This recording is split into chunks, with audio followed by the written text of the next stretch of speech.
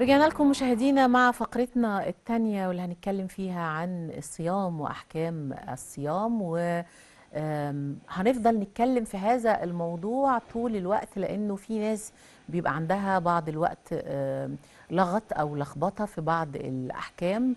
وأيضا كمان ولادنا والأطفال محتاجين إن هم يعرفوا مننا هذه المعلومات طول الوقت. بيسعدنا يكون معانا ضيفنا على الهواء مباشرة الشيخ علي المطيعي من علماء الأزهر الشريف. أهلا بيك معانا. اهلا بيك، اهلا كل بيك سنة وحضرتك ومشاهديك طيب. الكرام، اهلا وسهلا. خليني في البداية أسأل حضرتك عن أكتر أحكام الصيام انتشارا ومعرفة عندنا كلنا.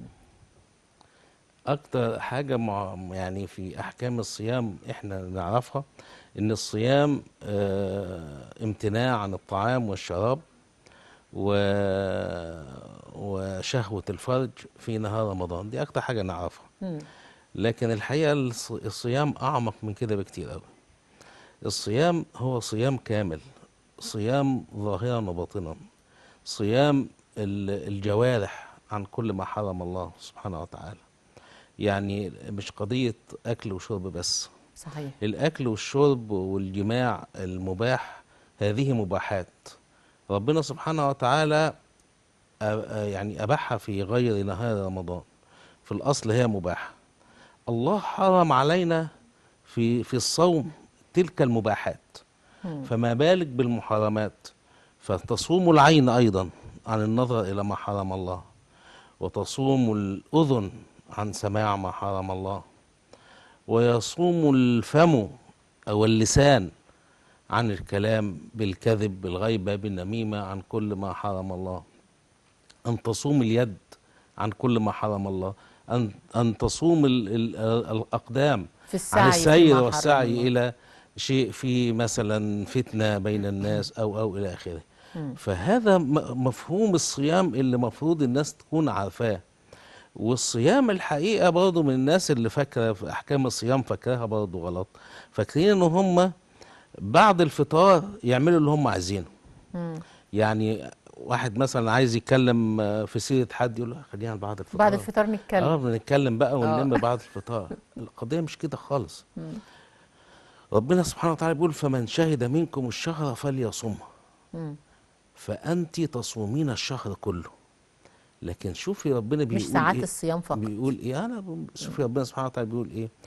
الصيام في اول الامر اتعرض للنسخ في اول الاسلام، لان الصيام ربنا سبحانه وتعالى شرعه في العام الثاني من الهجرة. وكان المسلم لو صلى العشاء ونام واستيقظ خلاص ما يقدرش يقرب اهله، خلاص يبقى يكمل صيام. مم. فربنا سبحانه وتعالى بيقول احل لكم ليلة الصيام الرفث الى نسائكم. الحكم ده اتنسخ. مم.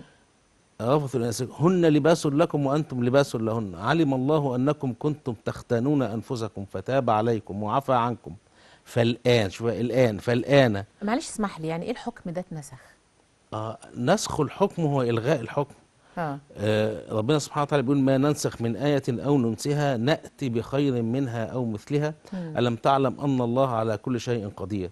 في أحكام اتنسخت زي مثلا تحويل القبلة. مم. القبلة كانت إلى بيت المقدس، فالله سبحانه وتعالى نسخ هذا الحكم أي لغاه وأتى بحكم جديد إن احنا نتجه إلى تمام. بيت الله الحرام. صحيح. اللي كان مثلا مباح الخمر في أول الإسلام مم. ونسخ هذا الحكم بالتحريم. تمام. يعني أمور كثيرة جدا تعرضت للنسخ، ولذلك العلماء هم اللي يعلمون علم الناسخ والمنسوخ. مم. فنسخ هذا الحكم وقال الآن باشروهن وابتغوا ما كتب الله لكم. بص بقى الكلام اللي جاي بعد كده. وكلوا واشربوا مم. حتى يتبين لكم الخيط الأبيض من الخيط الأسود من الإيه؟ من من الفجر. الفجر. طيب يبقى قال أحل لكم الرفث إلى نسائكم، بعدين قالوا كلوا واشربوا مم. حتى يتبين لكم الخيط الأبيض من الخيط الأسود من الفجر، ثم قال صوموا إلى الليل. قال ثم أتموا الصيام إلى الليل. أتموا الصيام. ثم أتموا الصيام إلى الليل. لما يقول أتموا الصيام، أنت لما تيجي تتمي حاجة هتتمي شيء أنت بدأتي وشرعتي فيه ولا لسه هتبدأي من أول وجديد؟ بدأت. يبقى إذا في ليل رمضان أنا صائم، صحيح. ولكن يباح لي في صيامي وانا في ليل رمضان ان اكل وان اشرب وان اتي اهلي. عشان كده بنقول صوم رمضان مش صوم نهار رمضان. اي بالظبط، مم. لذلك ربنا قال شهر رمضان، مم. شهر رمضان الذي أنزل فيه القرآن هدى للناس وبينات من الهدى والفرقان فمن شهد منكم الشهر فليصم. طيب هسأل بس حضرتك عن الناس اللي بيبقوا متخانقين مع بعض وبينهم مشاحنات وبينهم ضغائن، ويجوا يصالحوا بعض في شهر رمضان ويرجعوا بعد شهر رمضان يكملوا خصام عادي، يقولوا هسامحك بس عشان شهر رمضان، ويرجعوا بعد كده ما يتعاملوش مع بعض تاني. هذا لم يعلم علة الصوم. للصوم علة، مم. والعلة دي ربنا ما سبهلناش ان احنا نجتهد فيها، او لا، ربنا وضحها لنا وشرحها لنا وقالها لنا صراحة. مم. فقال يا ايها الذين امنوا كتب عليكم الصيام كما كتب على على الذين الذين من من قبلكم قبلكم. ليه؟ لعلكم لعلكم. تتقون. فلعلكم تتقون مش معناها ربما تتقوا الله، ولا لا لا، لعلكم معنى أي لعلة أن مم. تتقوا الله. مم. يبقى الصيام هو مدرسة لإعداد المسلم أن يخرج من مدرسة رمضان تقيا. صحيح. فلو هو عمل التقوى بس في رمضان وبعدين خرج من رمضان يقول رمضان ولا هاتها يا ساقي مشتاقة تسعى إلى مشتاقي، يبقى ما مم. استفادش صحيح. لم يستفد من علة الصوم، ولم يأتي بما شرعه الله ومراد الله سبحانه وتعالى ومراد الشرع من صيام رمضان. مم. هو ربنا مش خلقنا علشان بس يعذبنا شهر ما ناكلش وما نشربش ابدا، مم. لا، هذا تدريب على الصبر، لأن الطاعة صبر. الصبر صحيح. على الطاعات والصبر على اجتناب المعاصي هذا محتاج إلى صبر. لذلك هي مدرسة الصوم، ربنا بيقول واستعينوا بالصبر والصلاة وإنها لكبيرة إلا على الخاشعين. مم. الصلاة عارفينها، طب الصبر هو إيه؟ هو هذا الصوم. صحيح. الصوم هو مدرسة للصبر، نتعود فيها على الصبر على الاتيان بالطاعات. الطاعات شاقة على النفس، النفس أمارة بالسوء. انا عايز اقول لحضرتك على حاجه، يعني انا بنتي صغيره لسه، فرجعت من المدرسه ربنا يخليها لك. ربنا يخليك تسلم. رجعت من المدرسه تاني يوم رمضان وقالت لي انا سالت المدرسه بقول لها احنا بنصوم ليه، قالت لي عشان نحس بالفقراء. فانا رديت عليها وقلت لها طب ما الفقراء ممكن ما ياكلوش لكن بيشربوا، احنا ليه ما بنشربش؟ مم. فقالت لها اقعدي وما تتكلميش. فجت زعلانه ليه جدا كده؟ ومتضايقه انها ما لقتش رد عن السؤال بتاعها، وفي نفس الوقت هي ما وصلتش لحاجه، ما فهمتش حاجه. صح. فقلت لها يعني انا اجتهادي قلت لها احنا مش بس بنصوم عشان نحس بالفقراء، احنا بنصوم علشان نجاهد نفسنا. قالت لي يعني ايه نجاهد نفسنا؟ قلت لها يعني كل حاجه بنحبها ما نعملهاش عشان خاطر ربنا، بالظبط. شكل من اشكال الزهد. هل انا اجابتي دي مقنعه بالنسبه لها؟ إجابة ممتازة، لأن هناك من يبحث دائما عن أحكام. اللي خلى ساعات تتأخر على بنت أولادها. قلت بالمرة بدل ما اجي تاني. حسن. أصلا بالبحث عن كل حكمة في الحكم اللي ربنا سبحانه وتعالى شرعه لينا في أمور كثيرة جدا جدا جدا. حد يقول لي إيه حكمتها؟ أنا أتحدى أن حد يقول لي إيه حكمتها. مثلا كتحريم لبس الذهب والحرير للرجال. للرجال. إيه حكمتها يعني؟ مم. ايه العلة في ذلك؟ مم. طيب الحكمة في ذلك زي ربنا كده ما امر سيدنا ادم قال له كل من الشجر ده كله إلا دي. الا الشجرة دي، مم. من اجل ان يقيس الطاعات بين العباد. مم. في مقياس للطاعات، ازاي ربنا سبحانه وتعالى هيدي ده درجة عالية قوي وبعدين ده درجة اقل وبعدين ده درجة وبعدين ده في النار. بناء على ايه؟ بناء على ان ربنا سبحانه وتعالى يسن الشرائع. شوف انت هتلتزم بيها ولا لا، هتمتثل ولا لا. ولذلك ربنا سبحانه وتعالى بيقول ايه؟ يا ايها الذين امنوا ادخلوا في السلم كافة. كافة. يعني ايه ادخلوا في السلم كافة؟ السلم يعني الاسلام. مم. منين الخطاب بيقول يا السلام ايها الذين يعني. امنوا ادخلوا في الاسلام كافة؟ مم. يعني ادخلوا في احكام الاسلام كلها، ما تقعدش تنقي. أتؤمنون ببعض الكتاب وتكفرون ببعض. لكن هل يا فضيلة الشيخ عدم الرد على الأطفال في بعض الأسئلة ممكن يؤدي إلى علامات استفهام بتظل معاهم حتى الكبر وتعمل لهم مشاكل؟ طبعا أكيد، لأن لو ما حد ما اتعلمش من صغره بشكل صحيح. أنا اتعلمت كده من أبويا الله يرحمه. أنا سألته على حاجات كتير جدا، هو اللي علمني ده. بس في اللي بيجاوب وفي اللي بيقول هو كده ومش عايزين مناقشة.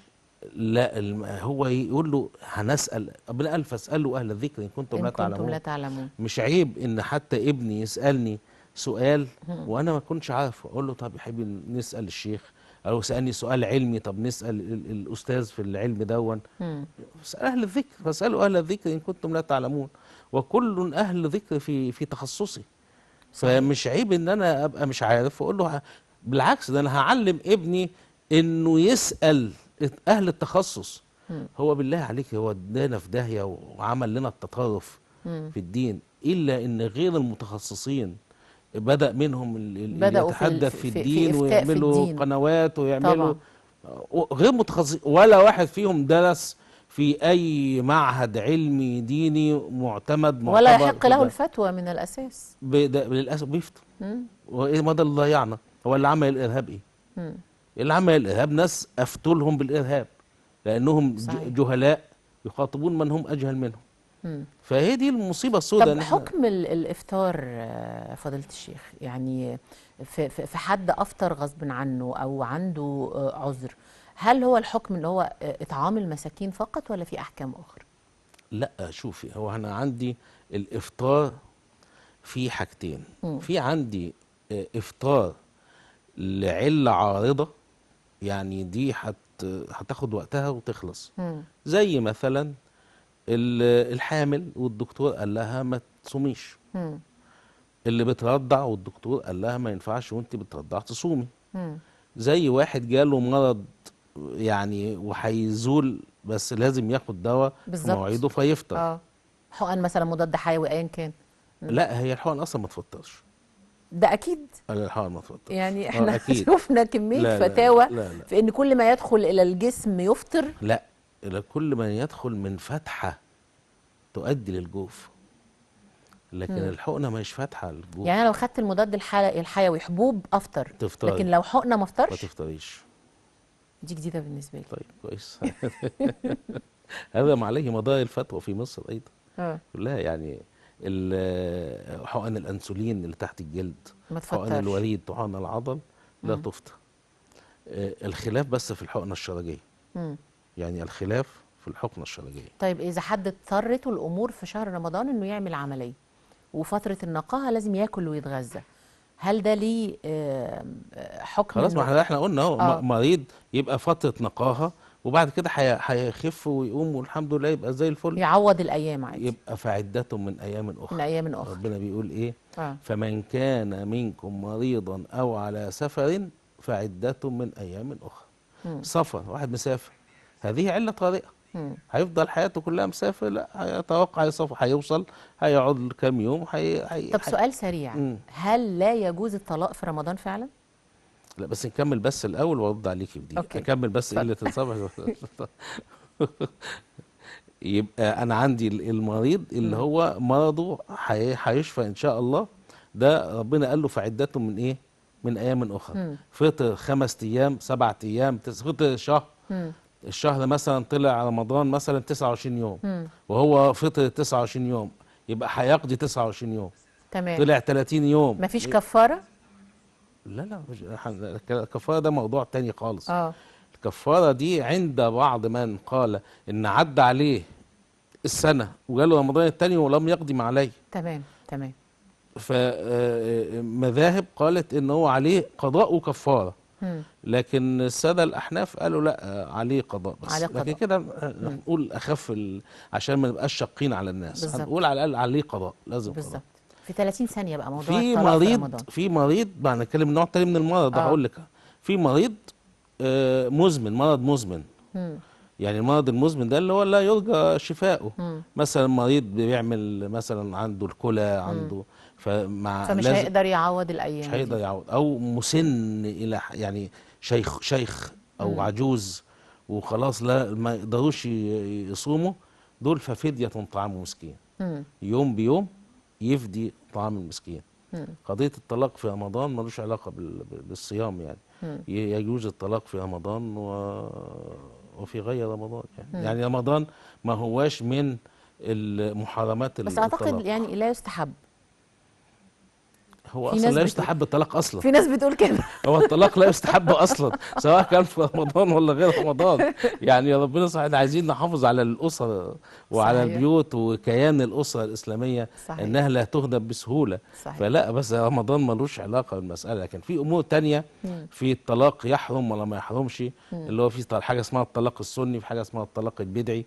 تمام. فدي قضيه اخرى. فضيلة الشيخ أنا بشكرك جدا على وجودك معانا، أنا اللي شرفتنا بشكركم. ونورتنا، وكل سنة وحضرتك وحضرتك طيب. بالصحة رمضان كريم والسلامة. عليك يا رب. رمضان كريم وكل سنة وانتم طيبين، وحضرتك حضرتك طيب. وكل شكراً ليك. المشاهدين إن شاء الله.